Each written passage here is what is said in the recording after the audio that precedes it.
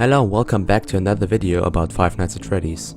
Today I want to talk about one of the most interesting characters of the franchise, the puppet. I want this video to be the beginning of a series in which I give a brief overview over a character. This time it's the puppet, so let's begin.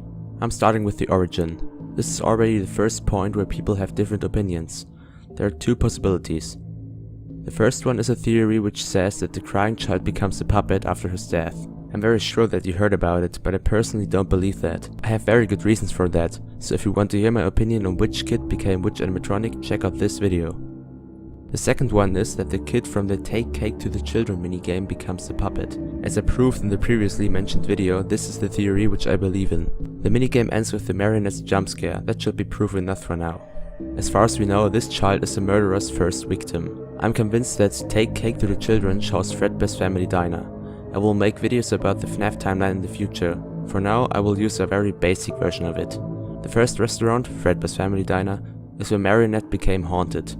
The next one is the first Fazbears pizza.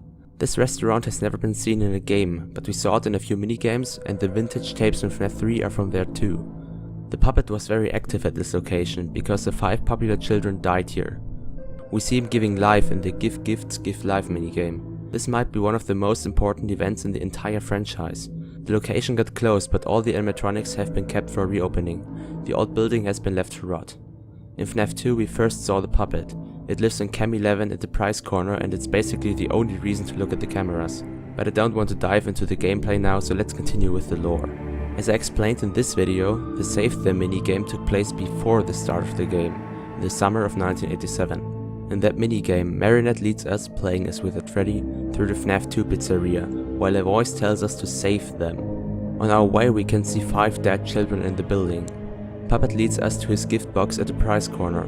I personally believe that this is symbolic for him giving once again life to the dead children, but this time to the toy animatronics. In the game we learn that Phone Guy doesn't like that puppet thing. He says that it's always thinking. I can't tell you what this is supposed to mean, but maybe it means that Marionette is always waiting for the killer to come back if he dares. Now we move on to a big question. Is the puppet in the FNAF 1 location? Yes. The FNAF 2 cutscenes take obviously place in the FNAF 1 pizzeria, and in one of them we see him standing right in front of us. I will make a video on the FNAF 2 cutscenes in the future, because it's a very interesting thing to talk about. This is the last time we see him for a very long time. The next and last time he appears is in FNAF 3, and I don't speak about Phantom Puppet. As you might know, the real one can be seen at Cam 8 sometimes. There are only 3 animatronics left in this game: Springtrap, Purple Freddy and Puppet. I will do a video on that topic very soon, so stay tuned. Moving on to the last point. Where does the Marionette story end? Well, there are 2 possible scenarios. First, the puppet dies in the fire in the end of FNAF 3. That would mean we will never see him again in a sequel, if there will be one. Or second, the puppet survived the fire, just like Springtrap did, and its story isn't over yet. So, this is the Marionette story. Did I forget anything? Please tell me in the comments. Also, I want you to know that I have a series in which I answer your questions about Five Nights at Freddy's in a video.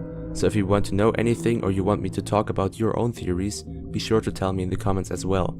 That's all for today. Subscribe if you want to see loads of FNAF related content in the future. And most importantly, thanks for watching. Goodbye.